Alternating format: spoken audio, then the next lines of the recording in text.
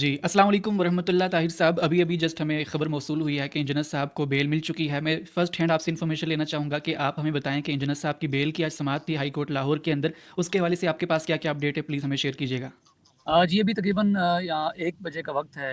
دن 1 PM، اور ابھی ہم ہائی کورٹ سے بالکل ابھی نکلے ہیں۔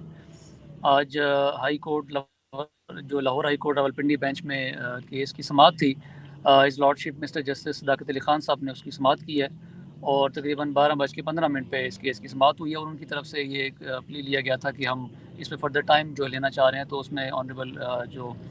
جج صاحب ہیں انہوں نے کہا کہ بالکل اس میں ہم ٹائم نہیں دیں گے آپ کو، اور فردر چونکہ ہم نے اس کو آلریڈی ریمانڈ کیا ہوا ہے اس کیس کو، اور ہم اس کو آج ہی ہم نے ڈیسائیڈ کرنا ہے، تو آپ اس میں آج آرگومنٹ کریں اور ہم اس کو ڈیسائیڈ کریں گے۔ تو وہ پھر آج الحمدللہ اس میں جو ہے وہ اللہ پاک نے بڑا اس میں کرم تھا کہ آج جو ہے نا لاہور ہائی کورٹ سے راولپنڈی بینچ سے ضمانت منظور ہو گئی ہے، اور بس ابھی انشاءاللہ وہ ایز سون ایز پاسبل اپنے فیملی کے ساتھ ہوں گے انشاءاللہ۔ جی، بہت شکریہ طاہر صاحب، ہم تو آپ کا بھی شکر گزار ہیں کہ آپ نے بڑی محنت کے ساتھ اس کیس کو اچھے سے پروسیڈ کیا۔ میں جاننا چاہوں گا کہ بیل تو مل چکی ہے، ضمانت مل چکی ہے، کیا یہ ریٹن فارمیٹ کے اندر بھی ہمارے پاس آ چکی ہے؟ جی بس تھوڑی دیر میں ہمارے پاس آ جائے گی انشاءاللہ۔ ہم نے اس کو اپلائی کر دیا ہے، اور بس یہ کل تک تقریباً یہ ہو جائے گا انشاءاللہ۔